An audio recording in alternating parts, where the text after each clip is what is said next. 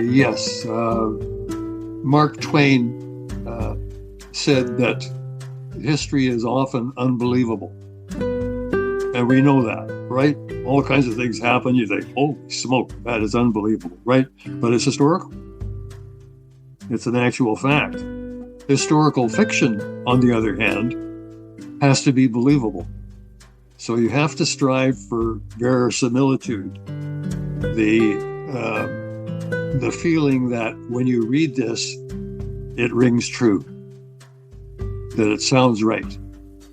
So the way you do that is by doing your research.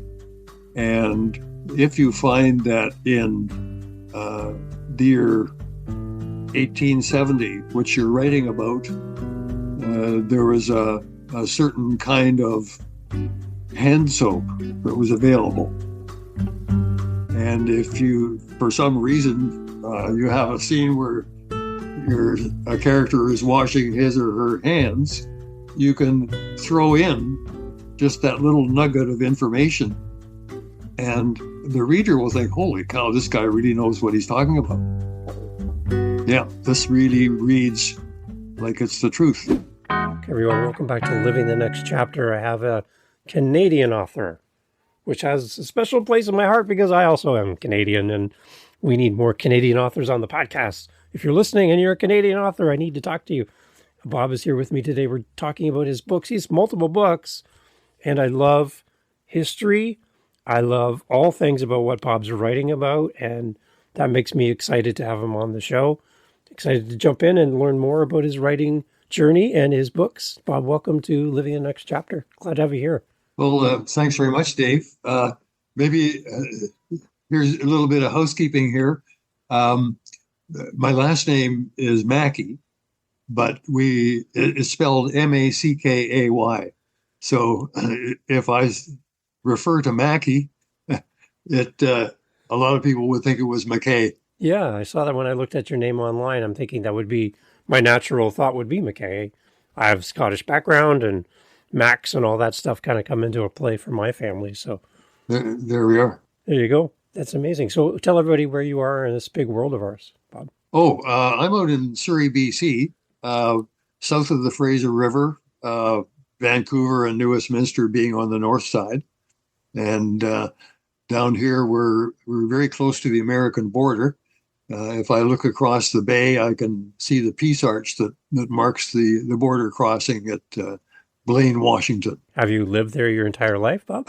Most of it. I was raised in another part of Surrey, and then I was away doing a number of things. I was in the Navy for 13 years and practiced law and did a little bit of cowboying in the middle there, but ended up back in Surrey and retired from law and then writing full time.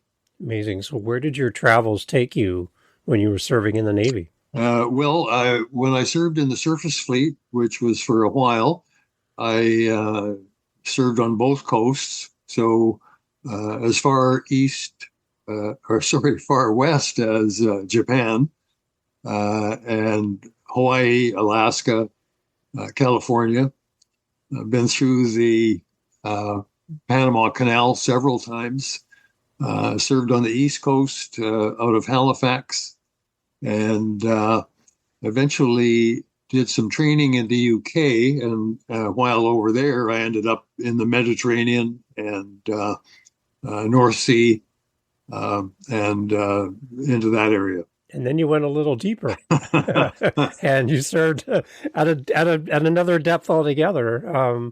And that took you places I probably didn't see everything at that depth. But where else did you serve as well, Bob? Yeah, very true. As Bob Newhart used to say on his one of his routines, where he was pretending to be the captain of a submarine, he was announcing to the crew that they were going to be surfacing and they would soon see the familiar skyline of either New York or Valparaiso.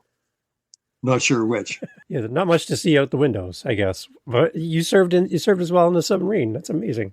Yeah, the reason I was in the UK was along with a number of other Canadian Navy types, sent over to train in submarines with the Royal Navy.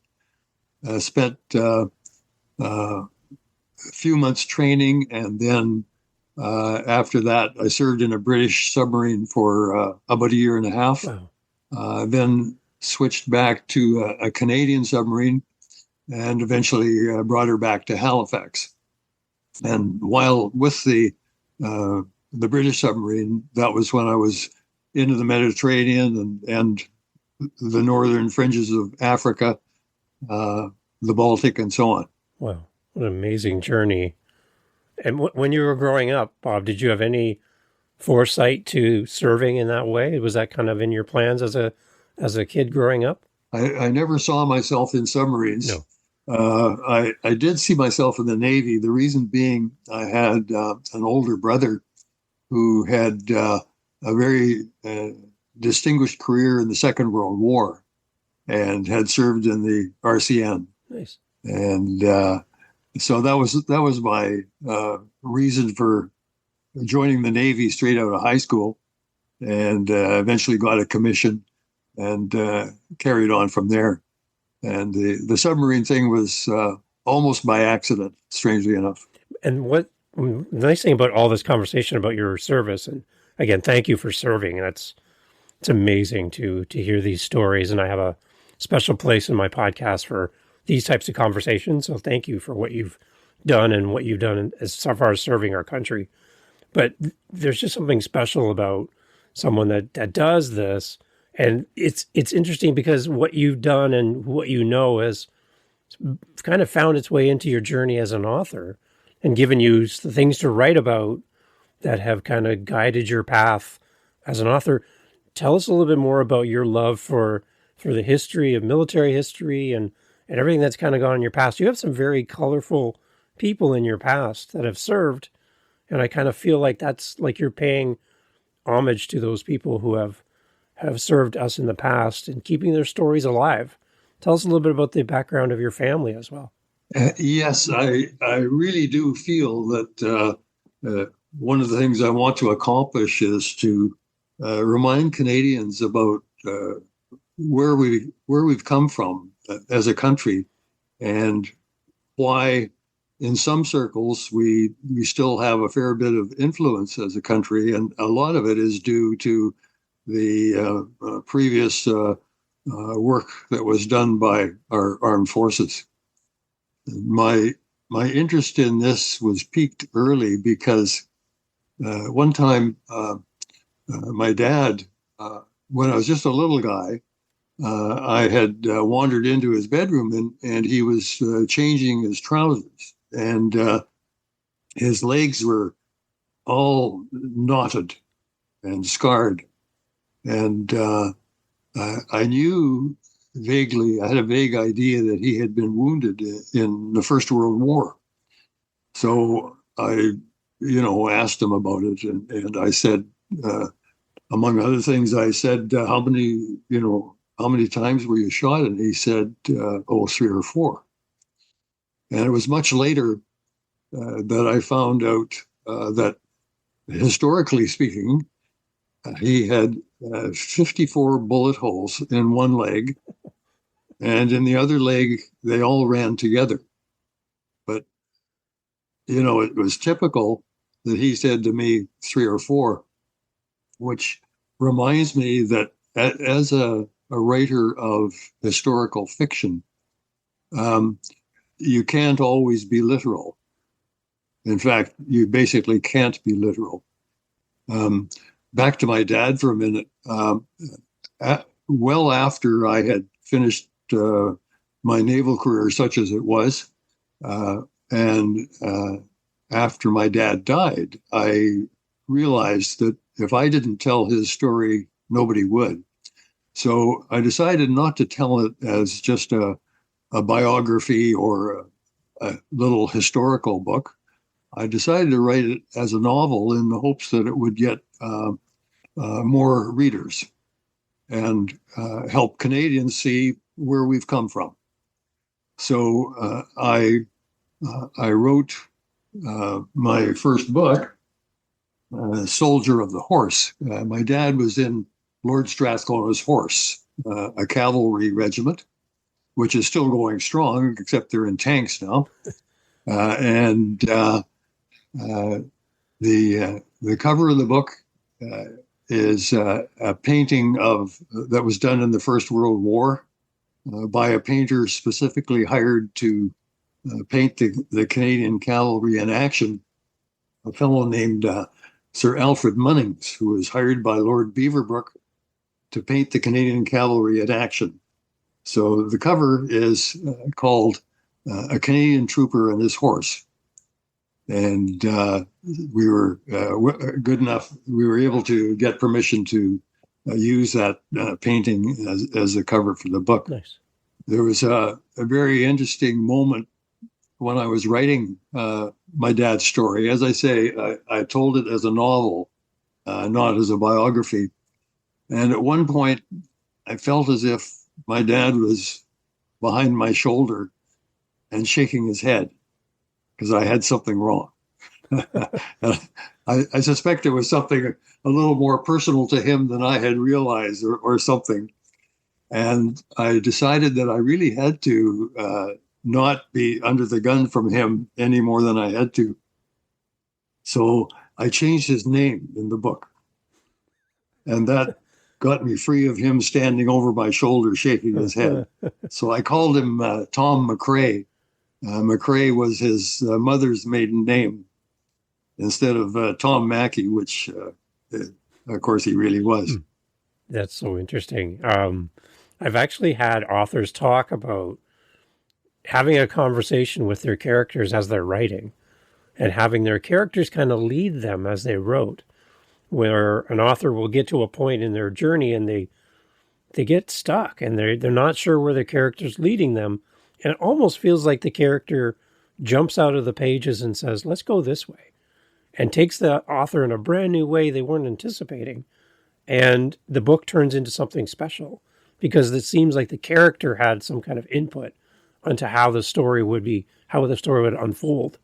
It seems like you're having a little bit of that nudging as you're kind of working through the process as well. Was that common to you to experience kind of that leading as you're writing your book? To a certain extent, yes. Often, though, I found that the characters start to lead me in a direction I don't really want to go. That the characters don't understand the structure of the story I'm trying to tell as well as I do. Yeah. One of the things that's typical of the way I write these stories is I know where it ends. I know the ending. And if one of the characters wants to lead me away in a different direction, it makes it awkward to get back there. So you have to sort of control that. I've found that, yes, I had to wrestle with them now and then, but usually I win the battle. Has writing always been a part of your journey all this way when you were younger, or was it something that happened later on for you? It really happened later on. I got fired up about telling my dad's story, as I said. Yeah. And unfortunately, of course, like so many of us, I didn't ask him enough questions while he was still alive. But I didn't really catch the bug until I was well on in my later legal career. And I started writing his story, and it seemed to be going quite well. And in 2008, it was the 90th anniversary of a cavalry battle that my dad was in, quite a well-known one at the time. And I told my law partners that I intended to be in France on the 90th anniversary of the day at the site, and I'd be retiring from law and finishing the book and pressing on with other writing. So that's what I did. I was in France on the 90th anniversary. A very interesting thing happened on the 100th anniversary of the battle, which took place in 2018. The battle was March 30th, 1918. And on the 100th anniversary, Lord Strathcona's horse, at their own expense, sent a bunch of their troopers over to France. Now, these are guys that are trained to fight in tanks, but they also have a mounted troop, a ceremonial troop that they put on exhibitions with. So these fellows flew over. A lot of French organizations pulled horses together, and they restaged the charge that their predecessors had taken part in 100 years before. So it was a very emotional occasion and very rewarding to be there. I can't imagine being on a horse in battle, navigating a horse, the sounds, the noises, everything that would spook a horse to begin with, and to cause that kind of friction as a rider and a horse, and then also trying to save yourself and also attack. There's so many things going on at one part. I can't even imagine what that would feel like, sound like, how these soldiers could do all that. That's mind-boggling to me, and I think we lose a little bit of that. And when we look at modern warfare and how all that happens, that it used to be done that way. That's I can't picture it really, and that's why I like your book. Is the idea is that you're helping us to get a vision to some of that through the printed word, to kind of open our eyes and our minds to experience that. So what Right. things were you hearing and seeing when you were witnessing this reenactment then? The noise, as you say, Yeah. and that was simply the noise of horses and men yelling when they did the reenactment. There were no firearms going off or anything. In the actual battle, there was not only rifle fire directed at the charging horsemen, but machine guns and artillery as well. So it was just a terrible melee. And I suspect that, in fact, they were almost surprised to find themselves in that position. Yeah. Because nobody in their right senses would do it knowingly. They didn't know what they were getting into, and it was suddenly there they were. Yeah, that's and of course, yeah, these men in army units, I'm especially thinking of.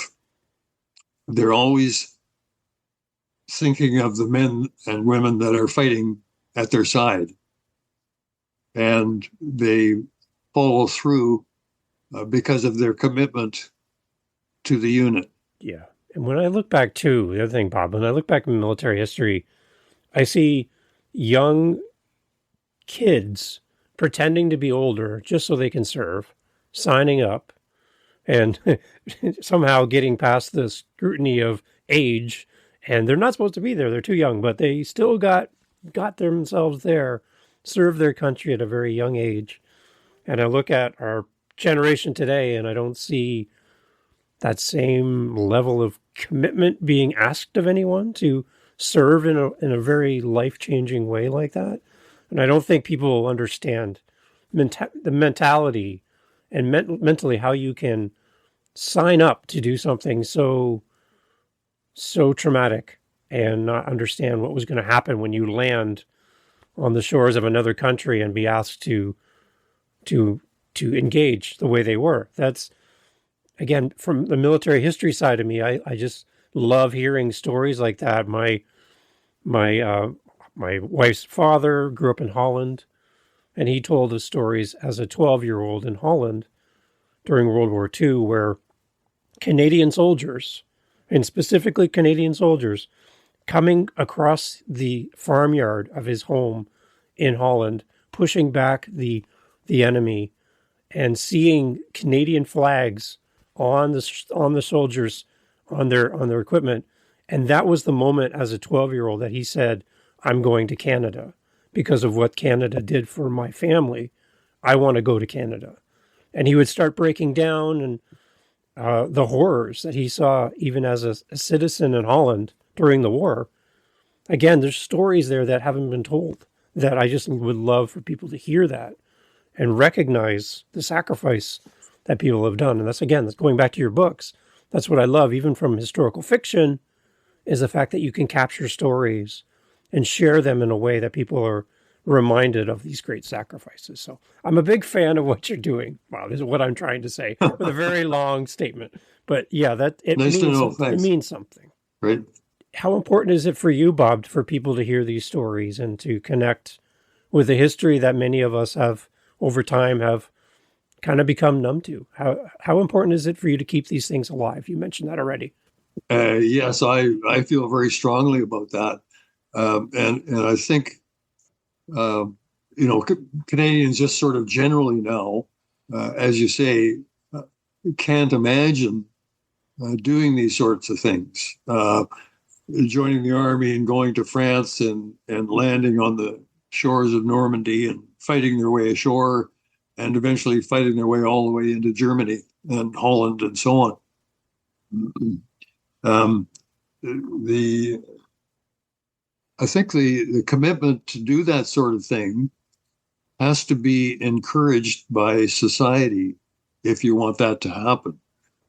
In Canada today, there is no money for defense. That's an overstatement, but there's no new money, and the defense money is being clawed back. There's no real recognition of the forces, and the forces that we do have are extremely professional and hardworking and committed, but they're not being encouraged. I think that's going to have to change simply because of the state of the world right now. Yeah. But that hasn't happened yet. And it's something, yeah, you're right. It's something we need.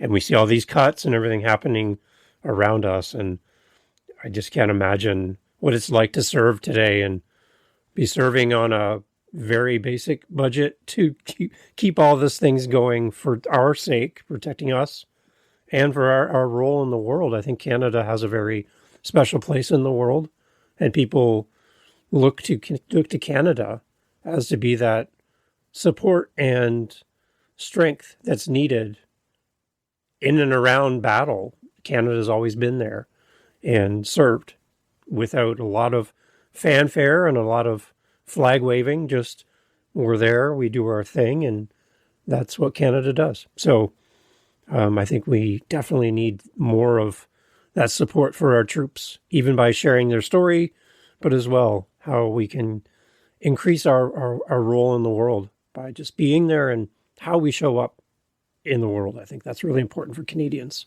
Yeah, very true. And my third book, which won't be out until October this year, to some extent touches on that. It's set in the Korean War, and for the Korean War, Canada put together a special force, and the recruiters were absolutely dumbfounded by the number of volunteers they had to go in the special force and go over to fight in Korea. But there were very special circumstances, and I'm not sure the same thing would happen today. So tell us more about the newest book. What are we? I know we're going to have you on in the future when we celebrate the launch of the book, which is exciting. But what are you hoping readers find as they work through the newest book in your library? What are some little things that we're going to see? Yes, I kind of hinted there that the political situation was such that the Minister of National Defense and the cabinet, when they were pushed to send soldiers over to Korea, couldn't envision getting enough men because it was 1950, so it was only 5 years after the Second World War, and they thought soldiers don't want to go to Korea now; they've just finished fighting in Europe. So, but anyway, they put the call out, and there was just this huge number of men that volunteered to go. I sort of postulate that they were younger brothers of men and women who had fought in World War II, but they were too young to go. And they were determined to see some glory for themselves. There was a fair bit of that. But there was also with a smattering of very professional people who were already in the Army. But it was that special force that was very fascinating to me. So my protagonist in the third book, which is called The Forgotten, is a 19-year-old kid who joins, and we follow him into Korea, and he has a very close-knit group that he's with. He has lots of difficulties and problems, and there is a final climactic coming together of the whole business. Nice. Shortly after. So again, let's jump back, Bob, to book 1 and book 2 again for the readers that are listening, and give us a little bit more about the synopsis around those other 2 books as well, so we can kind of touch on everything you have to date as far as what you've been writing. Take us back to book 1 again, and then also book 2. Let's talk about both of those. Sure. Book 1, as I said, is based on my father's time in the Canadian Cavalry in World War I. And his story has a very interesting beginning. When war broke out, he was an articled student in a law firm in Winnipeg. And one of the lawyers in the firm was a fellow named Percy Hagel. And Hagel was defending a man known as Bloody Jack Kravchenko. And Kravchenko had robbed a bank and shot the manager and killed him. So Hagel defended Kravchenko. They lost the trial. Hagel decided that no client of his was going to hang. And he proceeded to smuggle at least a rope and possibly a gun into his client in the jail, who eventually escaped. And in the course of the police investigation, my dad was wrapped up in it because he was articled in the firm. And the police at one point questioned him about filing the serial number off a gun. They accused him of it. And he never did come right out and tell me that, no, he didn't do it. But knowing him, I don't think he did. Yeah. Anyway, as a result of that, my dad was given an option, and he opted to join the cavalry, as opposed, I guess, to stick around Winnipeg, and who knows what would happen. Yeah. So he was eventually off to France, and he ended up in Lord Strathcona's Horse Sea Squadron, which was led by Lieutenant Gordon Flowerdew. Flowerdew was a very interesting guy. He had been an Englishman originally, but he had moved to British Columbia. He did some ranching. He lived in a village in the interior of BC, which is still there. And but at the end, when the war broke out, he and most of the other young men, probably all of them, left to join the army because they wanted to defend the empire. And many of them were Englishmen anyway. So he ended up leading Sea Squadron, which my dad was the troop sergeant in the first troop of Sea Squadron. And so they train, they go over to Europe. They are in the trenches. And then at one point, they're hauled out of the trenches, remounted, and eventually take part in a very serious battle called the Battle of Moray Wood. I'll pronounce it. That's how the troopers pronounce it. It's Moru, Moreuil Wood. which is still there. And I eventually found it on Google Maps, Google Earth. And that's what led me to go over there Nice. way back when and be on the ground. What a great moment to be able to go there and be there, stand there. Certainly Right. was. That's amazing. Talk a little bit about book 2 as well, then, Bob. Yeah, book 2 is called Terror on the Alert, and the Alert being the name of HMCS Alert, a Canadian submarine. And as I think I mentioned already, I trained over in the UK as a submariner, and I trained in a class of boat called an A class. And the A class then, they were basically a World War II submarine with a snorkel mast and a diesel engine, all the stuff you see in the movies about World War II submarines. And it was a great boat, fun to serve in. I was aboard her for 6 months of training and then stayed on for another year and a half before joining a 100% Canadian boat and bringing her back to Halifax. But so I set my story, Terror on the Alert, in a British A boat that has been loaned to Canada. So we have a Canadian crew, a British submarine, the kind I was most familiar with, and she goes to sea at the time of the Cuban Missile Crisis. So that's the historical background. That's what's going on ashore and in the wider world. But they, of course, know very little of this. But they eventually find out the hard way that there is a war going on, or very close to. And just to complicate things, my protagonist is a young officer who, due to an extraneous event, has suddenly developed claustrophobia. So he's a claustrophobic submariner. He's serving with a man he detests, who is his superior executive officer in the boat. And there are Russians at sea. So wow, that's the story. There's a lot going on there.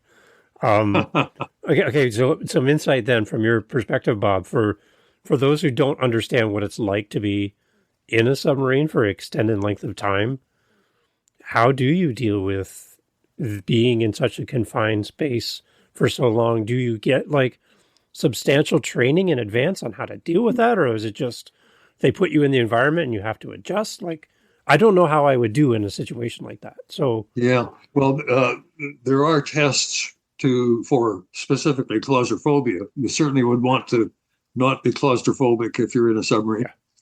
And what they do is put you into a small chamber, just a steel pipe about 10-foot diameter and 12 feet long with a bench on both sides. And you and other people trying to qualify to pass the test sit on the bench, and then they shut the hatches and change the atmospheric pressure and so on, and just see how you react. And most people, if they are determined to be a submariner, can hang in there. And as long as they don't get claustrophobic, there's no big danger. They have to learn to clear their ears, because there are times when the pressure changes very abruptly in a submarine. And from there on, it's class work, and then going to sea, serving in an actual submarine, learning where all the nuts and bolts and valves are, and then watchkeeping and doing your job. Yeah, it's amazing. And then I guess just being in that confined space with a lot of people on a regular basis, you better get along with people in that situation, because you can't just step outside for a break. You're there. So you're going to deal with people and have to have great people skills, I would think, in that environment. That's for sure. You have to be, pretty easygoing. some of the other things that you have to watch for uh, in a conventional submarine, that is a diesel electric submarine, such as the type that I served in. If you dive and you're at periscope depth and then below periscope depth, there's no way to get fresh air, of course. So the longer you're down there without putting a snorkel mast up, which in the British and Canadian navies we call it a snort mast, there's no way to get fresh air.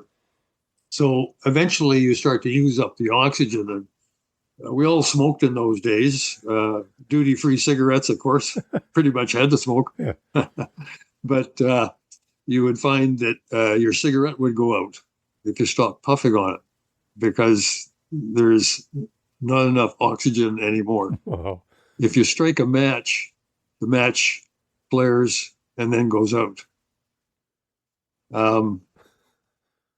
There are ways to generate oxygen. So when it reached a certain point, then you would do that, but it's sort of a bypassing an electric current through a chemical which generates oxygen.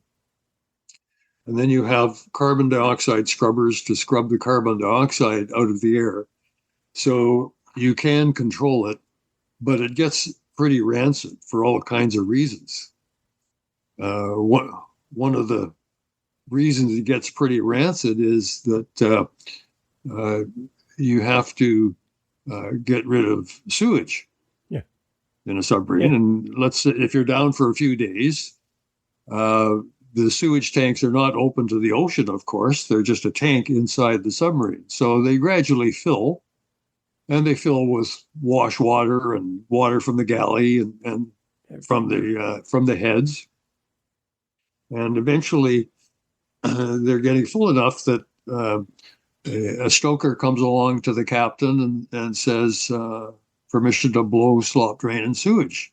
And that's the signal that he's going to open up the tank to the outside sea, put a high pressure blow on it and blow it out, and then shut the outside valve once it's empty, which is fine. That's very straightforward and no issues for anybody. The problem is that the tank is now pressurized because you've shot high pressure air into it to blow it out. So now you have to vent the tank.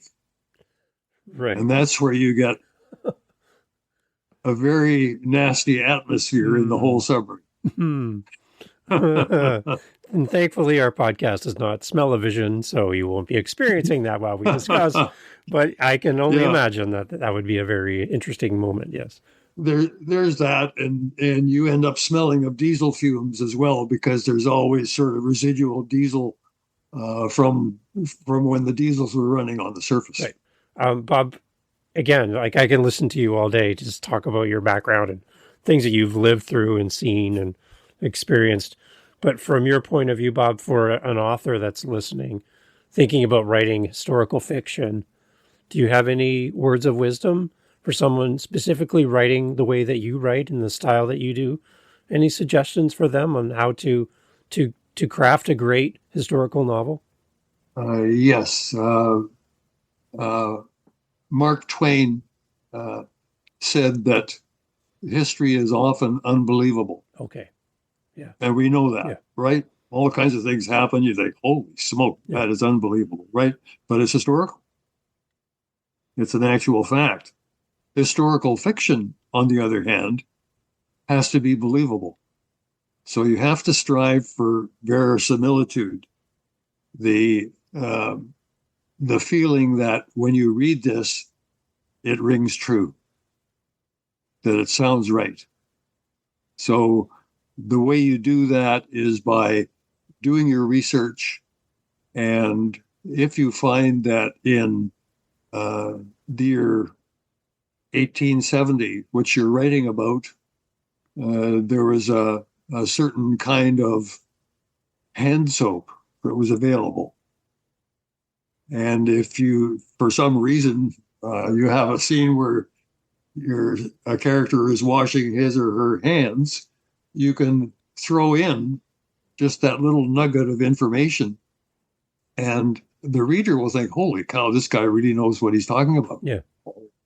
Yeah, this really reads like it's the truth. So I see three types of historical fiction. The first type, let's call it that, is where you just make things up. You make up your characters.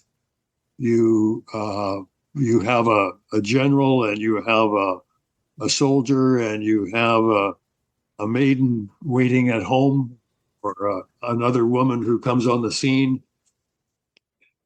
But they're all people that you made up, fictional characters.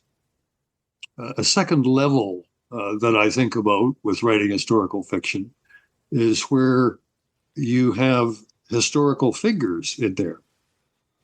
A general, and I just stay with the military examples, a general, a colonel, an officer, a sergeant, a trooper. They're real people, but they're not your main characters. They just happen to be there. They're part of the history, so your character is interacting with them. Mm-hmm. You know, your character talks to the lieutenant, who was a real person, right? And you have to make that lieutenant come alive. So that's the second category. The third category is where you make everybody historical. You try and make everybody people who actually lived. And then you have to, of course, do a lot of work with all of them to try and make them come alive. You have to start doing you have to do a lot of research to pull together all the facts about these people so you can put them into your story and they come alive and they're believable. My first story, Soldier of the Horse, is kind of the second category, where my dad's troop leader was Gordon Flowerdew, who earned a Victoria Cross, and whose great nephew I had a coffee with in Vancouver a month ago. Nice. So real people, but interspersed with the main characters of the novel who are not historical. They are fictional characters.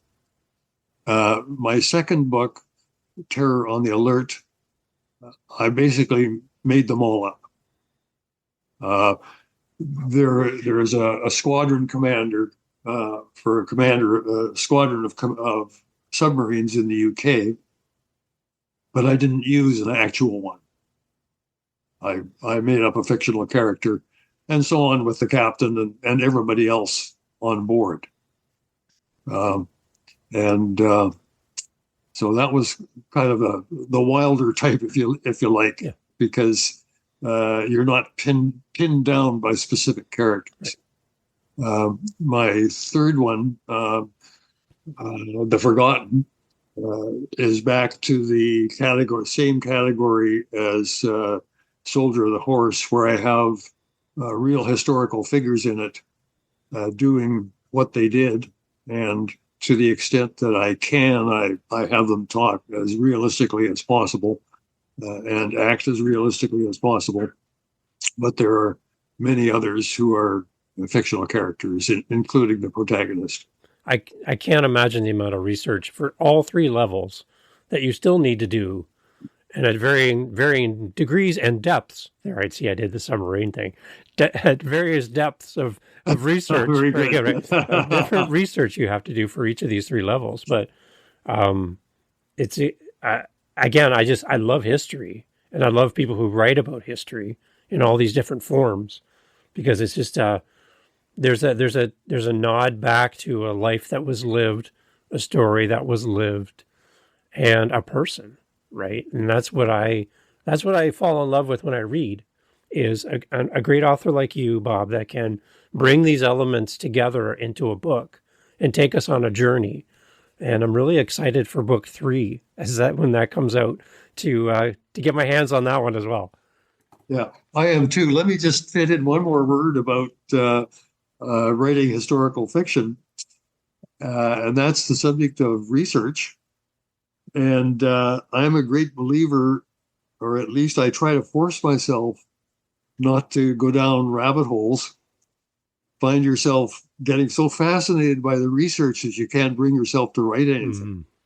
So I always advise people write at the same time that you're doing your research. Do not simply devote yourself to research. And I have to keep, I'm working on number 4, and I have to keep telling myself, do some writing, Bob. This is fascinating, but do some writing.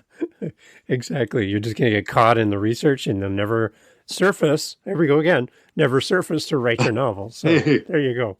Dave, let me give you a little word of advice for when you hopefully read Terror on the Alert. Don't forget to blow out all the way to the surface. Okay, thank you.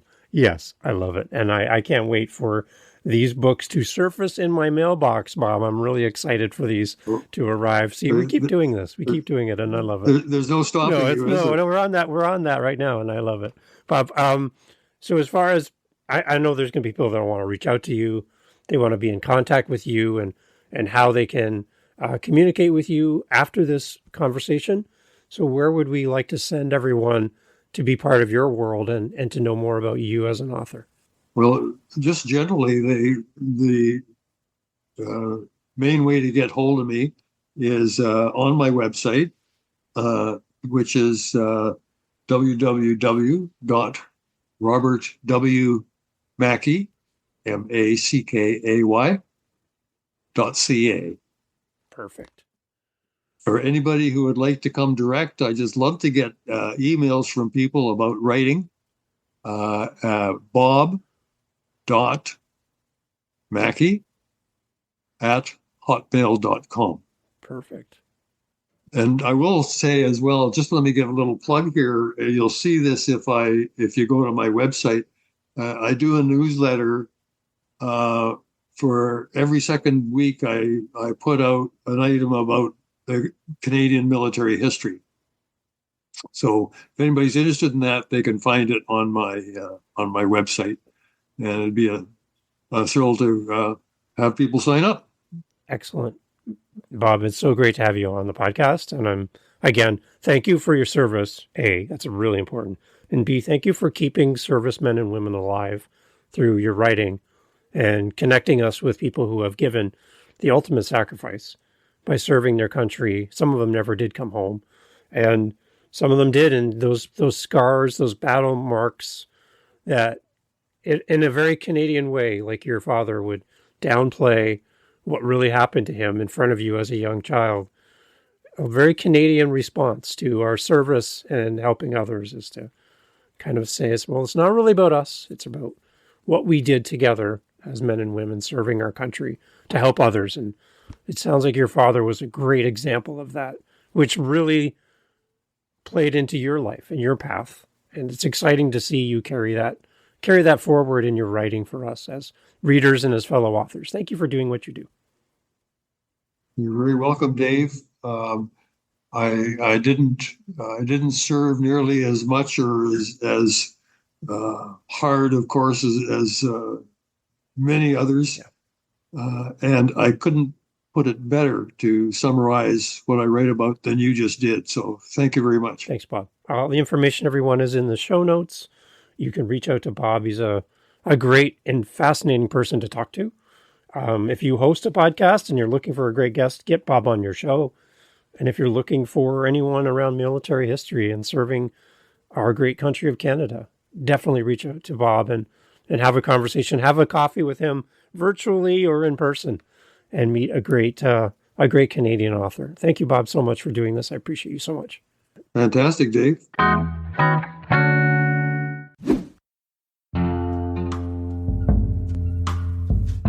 Hey, thanks for checking out the latest episode of Living the Next Chapter. I'm so happy to bring on these amazing authors and to share their stories, but I do have to confess I have a problem. And people who know me best would say, Dave, you have more than one problem. My problem is I have more episodes than I can release to you through my audio host, but I have a solution for you. Oh yes, head over to our YouTube channel, subscribe today to our YouTube channel, and you can get the most recent episode. I'm posting this episode today that I recorded today, and you can get it now on YouTube. Jump the line, move right past that big burly guy at the door. You can get right in and get the most recent episode of Living the Next Chapter on our YouTube channel. Make sure you go there. livingthenextchapter.com has all the information. And again, I want to thank you for making this podcast such a great joy to create. Catch you on the next one.